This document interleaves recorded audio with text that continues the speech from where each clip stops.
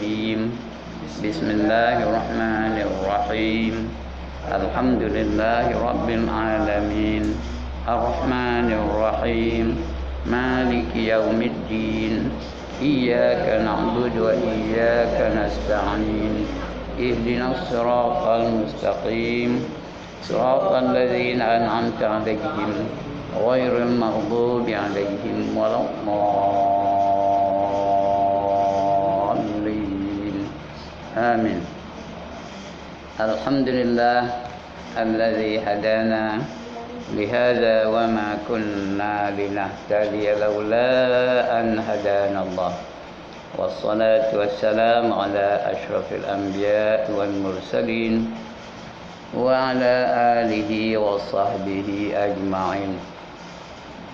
رب اشرح لي صدري ويسر لي أمري واحلل عقدة من لساني يفقهوا قولي. سبحانك لا علم لنا إلا ما علمتنا إنك أنت العليم الحكيم ولا حول ولا قوة إلا بالله العلي العظيم. Amma ba'd. Yang dimuliakan Tuan Pengerusi dan ahli-ahli jawatan kuasa masjid, yang berbahagia tuan-tuan imam, tuan-tuan Bilal, para alim ulama tempatan, pemimpin-pemimpin setempat, seterusnya tuan-tuan, puan-puan, hadirin hadirat, muslimin muslimat yang dirahmati Allah sekalian. Alhamdulillah, setinggi-tinggi kesyukuran kita panjatkan kehadrat Allah Subhanahu wa taala, kerana pada petang ini Allah izinkan kita untuk bertemu di dalam majlis yang paling mulia, iaitu majlis yang disifatkan oleh baginda Rasulullah sallallahu alaihi wasallam sebagai taman-taman syurga di dunia. Itulah dia majlis orang yang berkumpul, berhimpun, sama-sama mengingati Allah, sama-sama mengingati apa tugas kita, apa tanggungjawab kita di dalam dunia ni, berapa lama kita akan berada dalam dunia ni, lepas itu ke mana kita, bila kita pergi ke tempat itu apa akan jadi pada diri kita, selamat ke tak selamat. Itu yang kita kena fikirkan, kerana kita hidup ni adalah sebagai persediaan untuk kehidupan selepas kehidupan dunia ini. Lepas ini ada lagi hidup tapi mati dulu lah. Sudah mati, kita akan bangkit balik. Kehidupan itulah yang akan kekal selama-lamanya. Soalnya sekarang ni kita kena fikirkan dulu, apa akan berlaku pada kita setelah kita mati. Bangkit dari kubur macam mana, selamat ke tak selamat, bahagia ke atau menderita. Itu kita nak bersedia. Sebab itu kata Nabi, ad-dunya mazra'atul akhirah. Dunia ini adalah tempat bercocok tanam untuk akhirat. Dalam dunia ni kita tanam aja, di akhirat besok kita memetik buah-buahannya. Kita tanam apa dalam dunia ni, itulah buah kita petik. Kalau kita tanam pokok manis, kita akan dapat hasilnya buah yang manis. Kalau kita tanam pokok pahit, di akhirat besok buahnya juga pahit. Kalau kita tanam pokok beracun, di akhirat besok buahnya juga beracun. Jadi terpulang kepada apa jenis tanaman yang kita tanam dalam dunia ni. Maksud menanam tu ialah amalan kita. Kalau baik amalan kita, maka dibalas dengan kebaikan. Kalau jahat, juga akan dibalas, tapi dengan kejahatan lah. Kerana kita dalam dunia ni, dalam keadaan dalam melakukan perkara yang jahat, Allah akan balas balik. Itu menandakan keadilan Allah Subhanahu wa taala. Allah Maha Adil. Kalau dia tak balas balik di akhirat, kalau hidup dalam dunia dah mati-mati terus je. Ya, orang yang melakukan kejahatan tu untung dia. Dalam dunia ni dia mencuri, dia rasuah, dia bunuh orang, dia menganiaya orang. Bila mati-mati begitu je.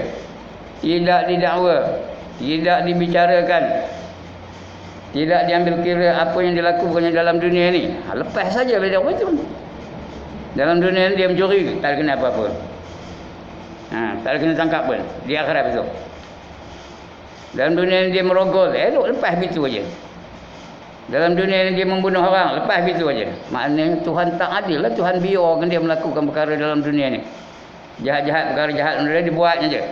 Sebab itu Tuhan Maha Adil. Tuhan kata, "Faman ya'mal misqala dzarratin khairan yarah wa man ya'mal misqala dzarratin syarran yarah." Barang siapa melakukan kebaikan walaupun sebesar zarah, dia akan dapat melihatnya kembali di akhirat. Dan barang siapa melakukan kejahatan walaupun sebesar zarah, dia juga akan dapat melihatnya kembali di akhirat nanti, dan diberi balasan yang setimpal dengan apa yang dia lakukannya dalam dunia ini.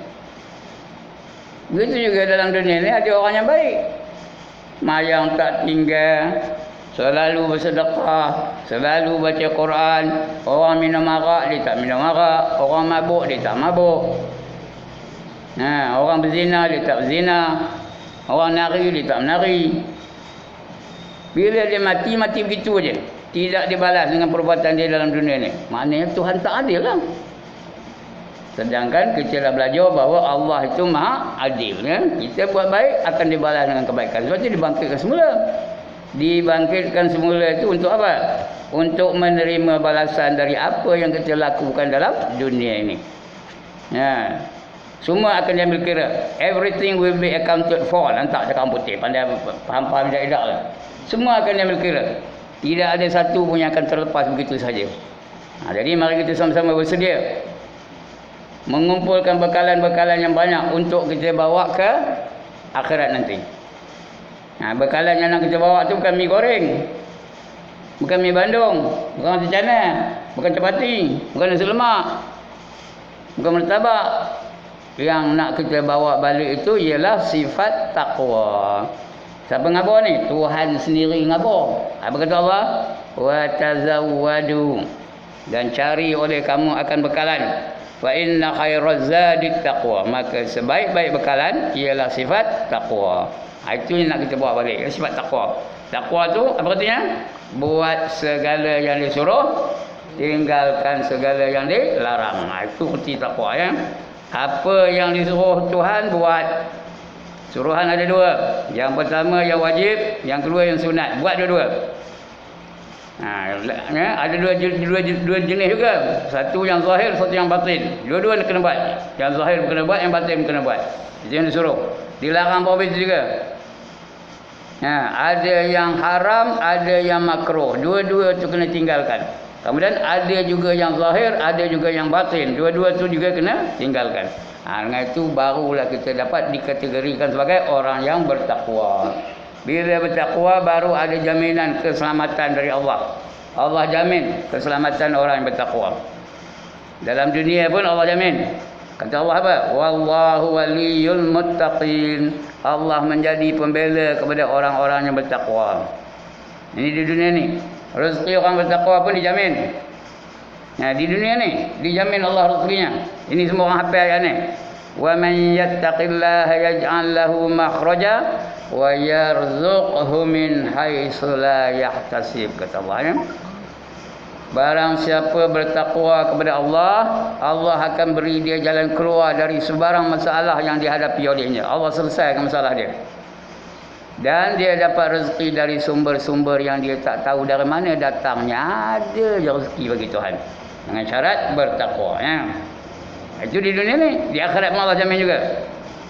Innal muttaqina fi maqamin amin, kata Allah suratul Waqiah ya. Innal muttaqina fi maqamin amin fi jannatin wa uyun. Sesungguhnya orang yang bertakwa itu sentiasa berada dalam darjat yang selamat, kedudukan yang selamat, pangkat yang selamat. Di mana selamatnya? Fi jannatin wa uyun, dalam syurga yang terdapat air yang berpancutan. Ada air pancut syurga. Tahu? Cantik no. Itu untuk orang bertakwa. Dunia pun dijamin, di akhirat di Allah jamin. Kalau tak ada takwa, tidak ada garanti dari Allah Taala. Tidak ada jaminan. Boleh jadi selamat, boleh jadi menderita. Jadi mari kita sama-sama menjadikan diri kita ni orang-orang yang bertakwa, supaya Allah jamin keselamatan kita di dunia dan juga di akhirat. Ini guna kita ngaji ni, untuk memberi peringatan pada diri kita. Saya beri peringatan pada diri saya dan juga kepada tuan-tuan dan puan-puan, bahawa kita ni hidup ni bukan saja-saja. Allah tak pernah jadikan kita ni saja-saja. Mesti ada tugas, mesti ada kerja, mesti ada tanggungjawab. Mengapa kita hidup oleh Allah? Untuk beribadah kepadanya. Allah kata, "Wa ma khalaqatul jinna wal insa illa liya'budun." Dan tidak aku jadikan jin dan manusia melainkan semata-mata untuk beribadah kepadaku, untuk tunduk dan patuh kepadaku, untuk mengerjakan apa yang aku perintahkan, meninggalkan apa yang aku larang. Itu sebab Allah jadikan jin dan manusia. Kita ni manusia lah. Termasuk dalam golongan mengapa Allah jadikan kita ni untuk beribadah kepada Allah. Sebab itu juga tuan-tuan, apa saja kita buat dalam hidup ni mesti dijadikan ibadah kepada Allah Taala. Makan jadi ibadah, minum jadi ibadah, duduk jadi ibadah, baring jadi ibadah, nikah kahwin jadi ibadah, bercakap jadi ibadah, tidur jadi ibadah. Apa saja kita buat mesti jadikan ibadah kepada Allah Taala. Kerana dalam Islam ni dia ada adab-adab. Dalam Islam ni penuh dengan adab-adab. Yang kecil-kecil semua ada adab. Nak menguap ada adab, nak bersin ada adab, nak ong-ong ada adab. Nak berjalan ada adab, nak mengaji ada adab, nak ngajar ada adab, nak berpakaian ada adab. Apa saja semua ada adab. Supaya kita menjadikan diri kita tu beribadah kepadanya. Alright. Itu mukaddimahnya. Untuk petang ni kita baca hadis kita ni. Hadis yang berapa nak baca petang ni?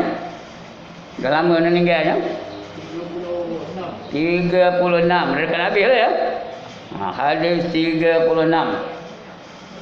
Dah dekat habis. Hadis semua ada 42. Walaupun dia ada 40 hadis, tapi ada 42 hadis kan.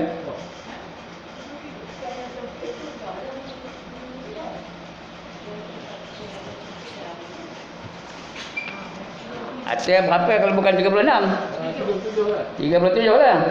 37. Saya ikut je langkah. Ada tulis tarikh. Alhamdulillah. Saya tak tulis. Kalau tulis kan boleh cacat merbah kitab saya ni. Ya. Bulan berapa? Bulan 3 kot lastnya. Bulan 4 tak ada puasa. Bulan 5 tak ada raya. Ada hal ketenan. Dia telefon semalam. Bulan 5 ada hal kena. Tak ada ngaji. Tak apalah tuan-tuan ada hal, perempuan ada hal, tak apalah, tak ada ngaji. Bulan 6 baru dah ada ya. Bulan 7 esok tak ada kita. Wallahualam. Ya. Itu pun suara dia putih-putih. Tak salah telefon saya ke telefon dia ke wallahualam, saya tak tahu ya. Putih-putih suaranya. Baik, tajuk hadis yang nak kita baca petang ni, hadis yang ke-37. Siapa orang yang bijak? Tu dia. Orang yang bijak tu bukan asal dengar dapat, asal dengar hafal, buat sekali dengar Quran dah hafal, itu tak tentu bijak. Bijak tu artinya orang yang senang menerima kebenaran. Kalau benda tu benar, dia terima dan dia lakukan dalam hidup dia. Mana yang dilarang, ditinggalkan. Dia tahu benda itu dilarang, ditinggalkannya. Itu orang bijak namanya. Dia menggunakan akalnya dengan sempurna. Orang bijak nak ramai. Orang yang rasuah tu bijak ke bingung? Tuan-tuan dan perempuan, orang yang rasuah tu orang bijak ke orang bingung? Orang bijak. Lulus tinggi-tinggi punya kelulusan. Ada yang PhD pun ada. Doktor filsafah. Apa nama tak. Tapi rasuah. Orang yang tak semayang tu. Orang bijak ke orang bingung?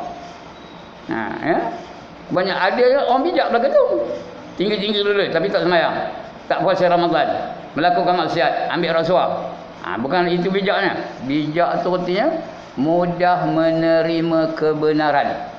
Apa saja kalau disebut tentang kebenaran, dia akan menerima dan melaksanakannya dalam hidup dia. Itu orang bijak ya. Baik, apa kata Nabi? An Abi Ya'la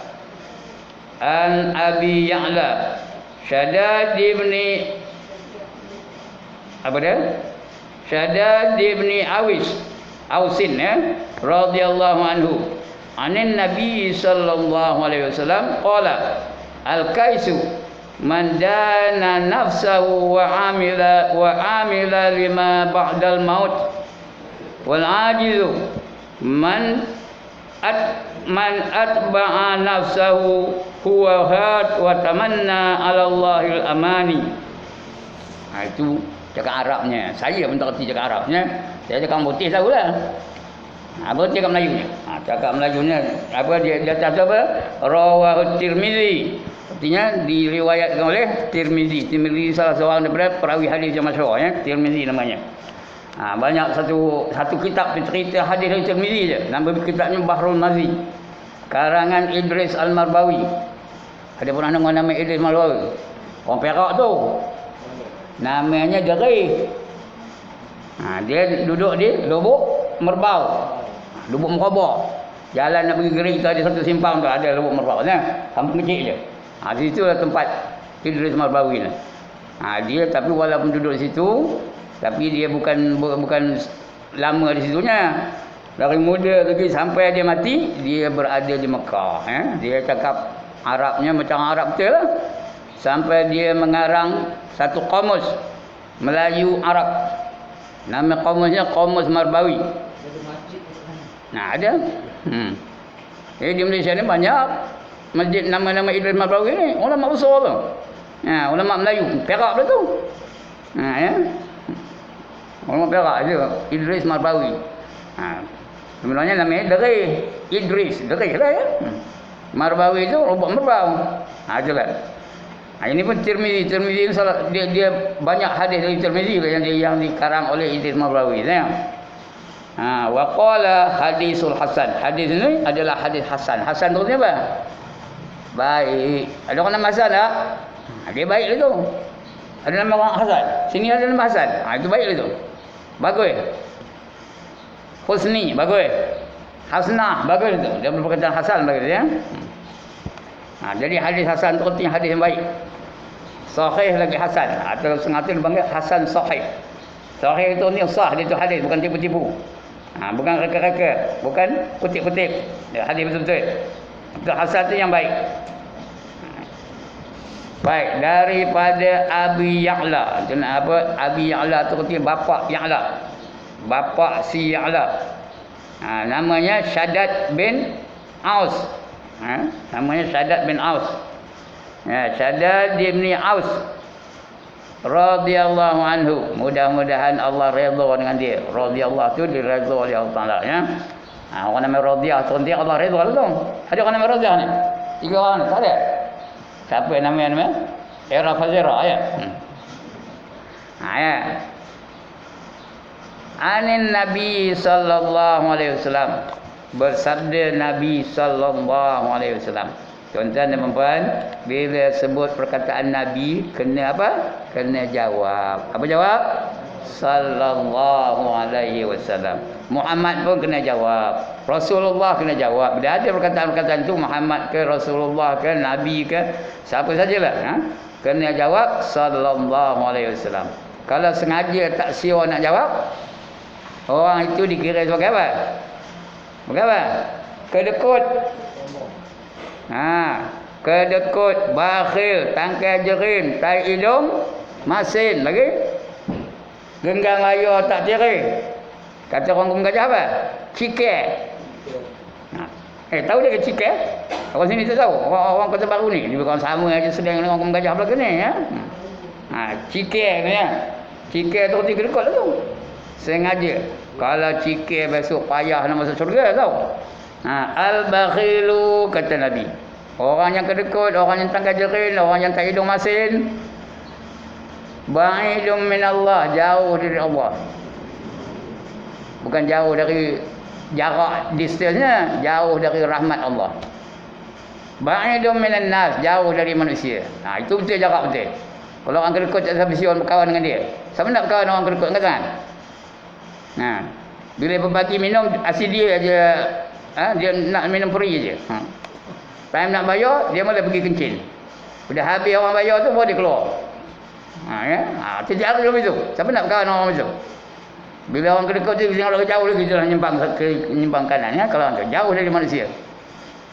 Ba'idum minal jannah, jauh daripada syurga. Payah nak masuk syurga. Kalau payah nak masuk syurga, dekat dengan apa? Jauh dari syurga, dekat dengan apa? Dekat dengan neraka. Jadi jangan jadi orang bakhil. Orang bakhil ni jauh dari Allah, jauh dari manusia, jauh dari syurga, dekat dengan neraka. Jadi itu dia. Bila dengar perkataan Nabi ataupun Rasulullah ataupun Muhammad, kena jawab sallallahu alaihi wasallam ya. Baik, daripada Abu Ya'la Shaddad Al-Shaddad ya. Bin Aus, namanya Shaddad bin Aus. Dia ni Abu Ya'la, bapa si Ya'la. Ada anak nama Ya'la ya. Ada panggil Abi. Orang Arab ni dia selalu menggunakan Abi. Abu Hurairah, bapak kucing. Apa? Abu Bakar, bapak si Bakar. Abu Bakar.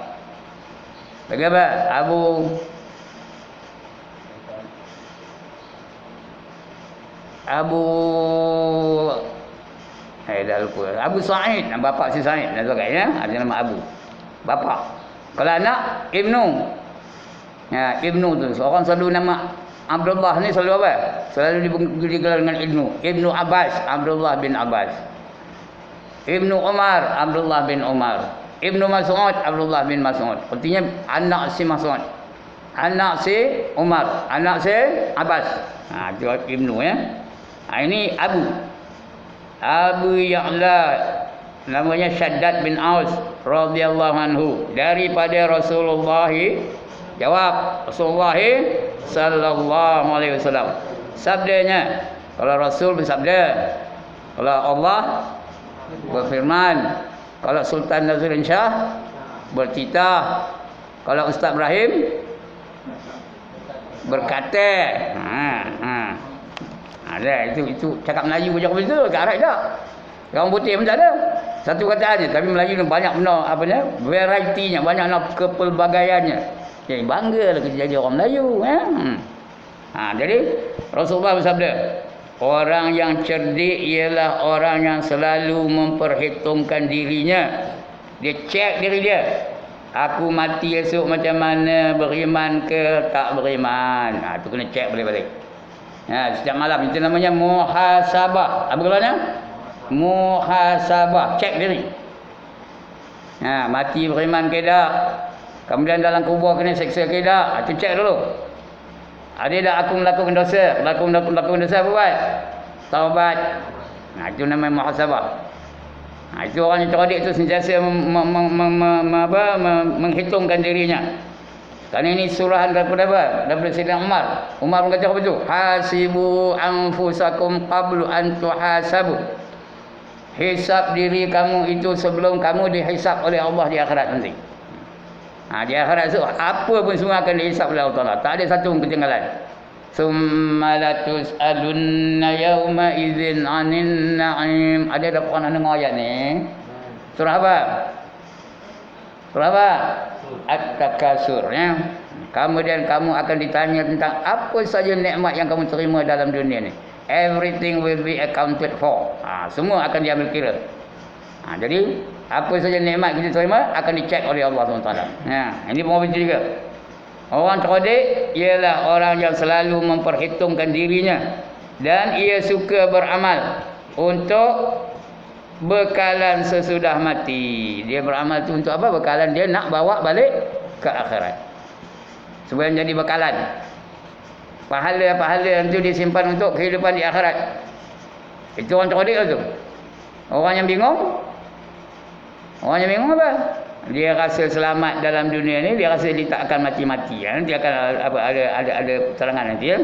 Sedangkan orang yang lemah, orang yang bingung, orang tak cerdik, ialah orang yang selalu mengikut hawa nafsunya. Nafsu ni dia ngajak apa? Dia ngajak apa perempuan? Melakukan kejahatan. Mana tahu? Allah kabur dalam Quran. Apa kata Allah? Innan nafsala ammaratun bisu. Ada pernah dengar ayat ni? Innan nafsala ammaratun bisu. Sesungguhnya nafsul amarah itu sentiasa mengajak ke arah kejahatan. Mari kita minum arak. Siapa ngajak tu? Nafsu lah tu. Mari kita menari. Siapa ngajak tu? Nafsu lah. Mari kita berjudi. Siapa ngarak? Nafsu juga. Mari kita berjoget lambak. Siapa ngajak tu? Nafsu lah tu. Itu mengajak kepada kejahatan. Itu kerja nafsu. Mengajak kepada kejahatan. Itu ya. Itu orang yang bodoh tu. Mengikuti hawa nafsunya. Dia ke arah kejahatan saja. Dan hanya banyak berangan-angan kepada Allah. Angan-angan ada. Semayang tak siwa, puasa Ramadan tak siwa, tapi ada angan-angan nak masuk syurga. Dapat ke? Tuan-tuan dan puan-puan? Angan-angan itu angan-angan.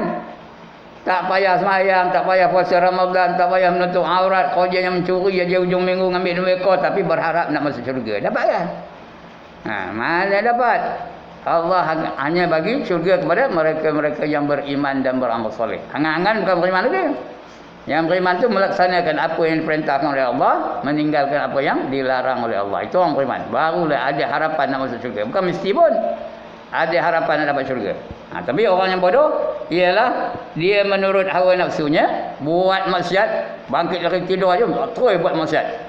Sampai tengah hari, sampai petang, sampai malam, nak tidur pun buat maksiat lagi. Tapi dah dekat nak tidur tu, dia beramal, aku kalau mati esok syurga mana agaknya. Orang terodik ke orang bingung tu. Syurga Firdaus ke, syurga Jannatul Naim ke, Jannatul Ma'wa ke. Tapi beribadat malas, zikir malas. Kalau dia sebut pun benda-benda yang tak ada faedah aja. Nyanyi yang bukan je. Ya hujang geli kahir, ada pahala ke? Tell Mary, say hi Mary, hati ada pahala ke? That's the way I like it. Dapat pahala ke? Tapi nak harapkan syurga, itu orang bingung tu. Dia nak jadi ulama tapi ngaji tak siur, dapat ke? Bila dia majlis ngaji cabut lari, tak nak nunggu. Betul nak jadi ulama, dapat ke? Mana dapat? Kena usaha baru dapat ya. Itu bukan tentu dapat. Yang ngaji pun tentu ke dapatnya. Ngaji rajin tapi kadang-kadang ngaji rajin bertahun-tahun tak dapat juga. Macam orang ngaji Quran lah. Kadang-kadang bertahun-tahun ngaji ya. Tapi tak dapat juga. Yang panjang dipendekkannya, yang pendek dipanjangkannya, kalau tak sebut, dengung-dengung tak buat. Pasal apa? Pasal dia tak dapat. Tapi dia mengaji, dapat pahala ngaji lah. Ngaji tu dapat pahala. Soal dapat tak dapat tu siapa menentunya? Allah Ta'ala yang menentukannya. Itu kualiti ke? Ya. Selalu mengikuti hawa nafsunya dan hanya banyak berangan-angan kepada Allah Subhanahu Wa Ta'ala untuk mendapat kebahagiaan dan pengampunan daripadanya tanpa beramal soleh. Tak payah beramal, dia apa? Dia harap aja. Aku kalau mati esok syurga mana? Jannatul Firdaus ke, Jannatul Adnin ke, Jannatul Ma'wa ke, Jannatul Jalal ke, Darul Salam ke, Jannatul Khul ke, ataupun Darul Qarar ke. Agaknya ada agak-agak aja. Macam-macam ni lah. Tahu nak dengar cerita macam ni? Mula-mula dia manjat nyok. Yang cerita ni semua orang tahu. Dia satu dia ada cerita macam ni. Ada dua, ada satu. Ada lah buku tu. Dia tengah manjat nyok tu. Tengah manjat tu, aku kalau dapat nyok ni, aku jual nyok ni. Tengah manjat tu tau. Aku jual nyok tu. Dapat duit bila jual nyok ni, aku akan apa? Aku akan beli ayam. Aku ternak ayam. Ayam aku pun makin lama makin banyak, makin lama makin banyak, makin lama makin banyak. Lalu orang aku, kawasan rumah aku tengok ayam benda-benda banyaknya.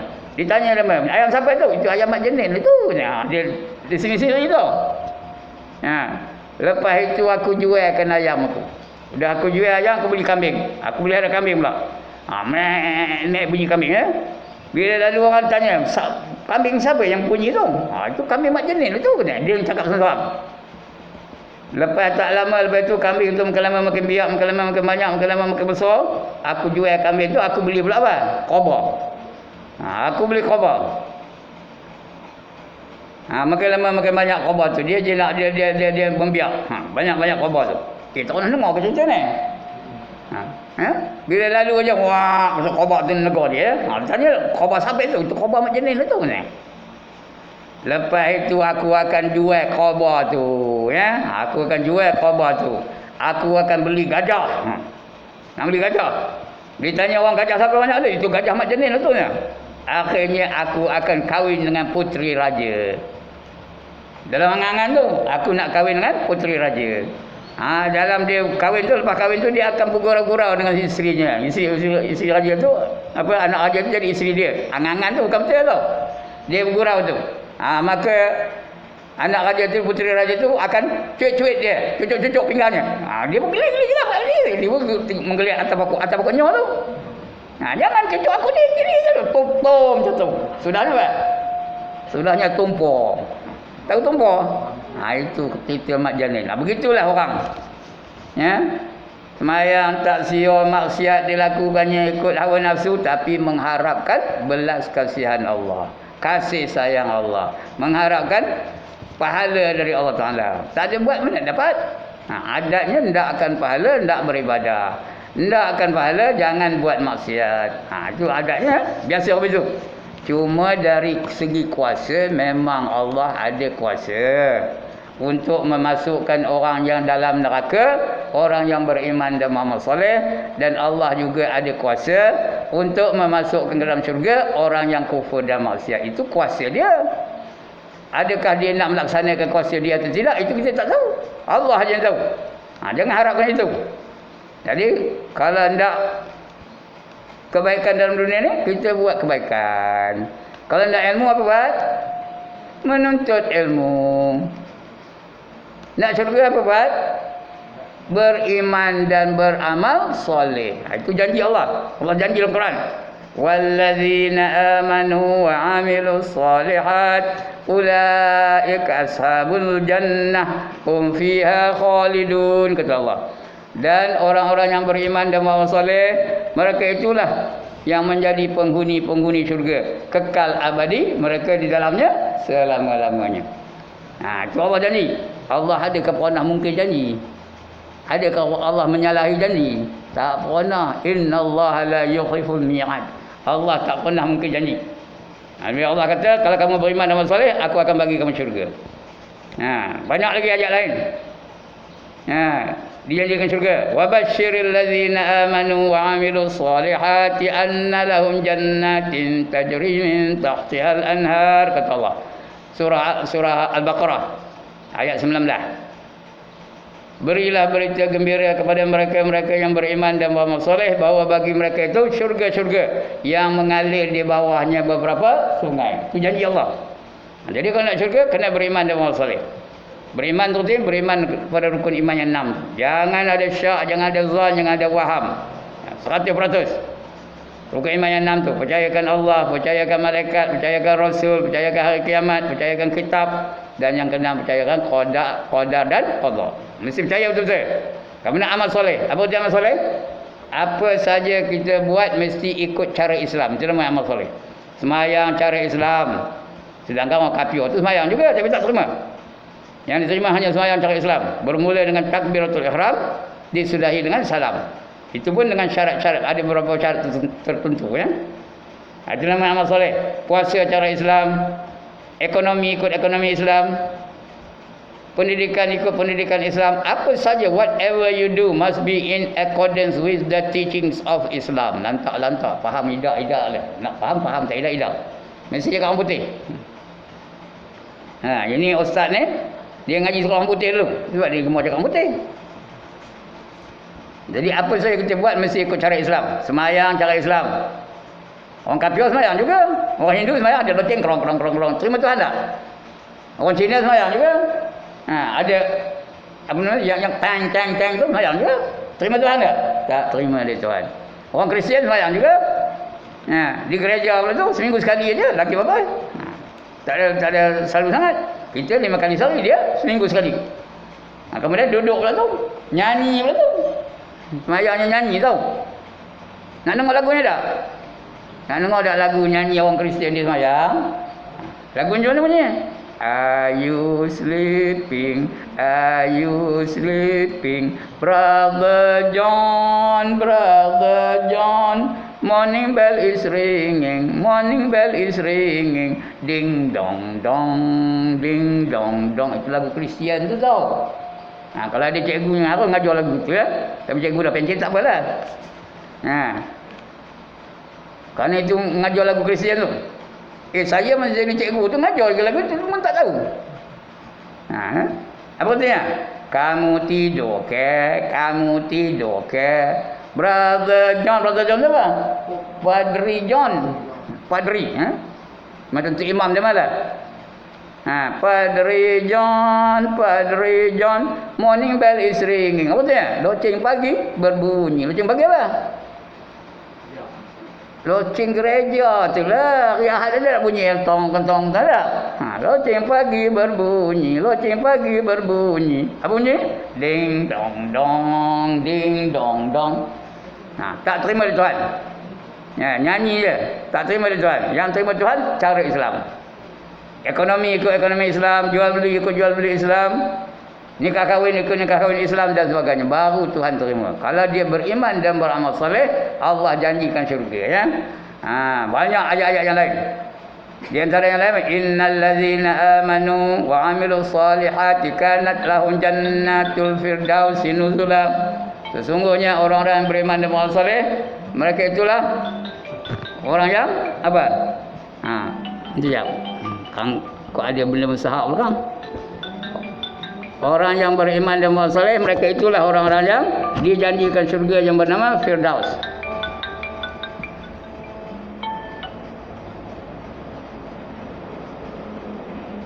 Ya, Assalamualaikum. Assalamualaikum. Waalaikumsalam. Ustaz, malam esok Ustaz ada rasa tak sama Tak boleh. Malam esok dah ada tempat lain lah. Sabtu malam Ahad tak ada can. Oh, tak cuma penuh lah. Dah penuh. Baik. Ya, sorry ya. Terima kasih. Assalamualaikum. Waalaikumsalam. Baik, jadi itu dia. Orang yang beriman dan beramal soleh baru dijanjikan syurga bagi mereka, ya. Jadi kalau nak syurga, dua je syaratnya. Yang pertama beriman, yang kedua beramal soleh. Tak ada susah benar. Ya. Apa yang tak susah? Nyebutnya. Nak beriman bukan senang. Kalau betul-betul beriman dengan malaikat, berani ke nak ngambil mereka? Malaikat ada tak sentiasa? Ada ke tak ada? Berani ke nak minum arak? Berani ke nak berjudi? Berani ke nak rasuah? Sentiasa saja ada, setiap masa ada. Wa inna alaikum lahafizin kiraman katibin ya'lamuna ma taf'alun, kata Allah. Sentiasa ada di sisi kamu dua orang malaikat. Namanya kiraman dan katibin. Kiraman itu artinya yang maha mulia. Katibin itu sentiasa mencatat. Mereka tahu apa saja yang kamu lakukan. Whatever you do, they know. Dia datang. Sentiasa ada. Kejap ni ada tak malaikat kiraman katibin ni? Ada. Di sisi tuan-tuan dan perempuan ni. Dia buat kamera. Angkat gambar. Orang ni dengar betul-betul. Ada gambar di akhirat. Tahu? Ada videonya. Orang ni ngantuk aja. Acuk ada gambar. Tahu? Itu kiraman katibin. Itu orang beriman. Kemudian beramal soleh. Seperti tadi saya dah khabar amal soleh apa? Apa saja kita buat ikut cara Islam. Barulah dipanggil dapat apa? Allah anugerahkan dengan syurga, ya. Alright. Kita baca. Ya. Maknanya udah kita baca, ya. Tengok keterangannya pula. Ialah orang yang selalu mengikut hawa nafsunya dan hanya banyak berangan-angan kepada Allah Subhanahu Wa Taala untuk mendapat kebahagiaan dan pengampunan daripadanya tanpa beramal soleh. Keterangannya, terdapat banyak perbezaan dalam membuat penilaian siapakah yang sebenarnya orang yang cerdik atau siapakah yang sebenarnya orang yang bahagia. Siapa yang cerdik, siapa yang bahagia. Ada macam-macam tafsirannya. Di mana perbezaan nilai ini adalah timbul daripada perbezaan garis panduan penilaian tersebut. Ada panduan-panduan.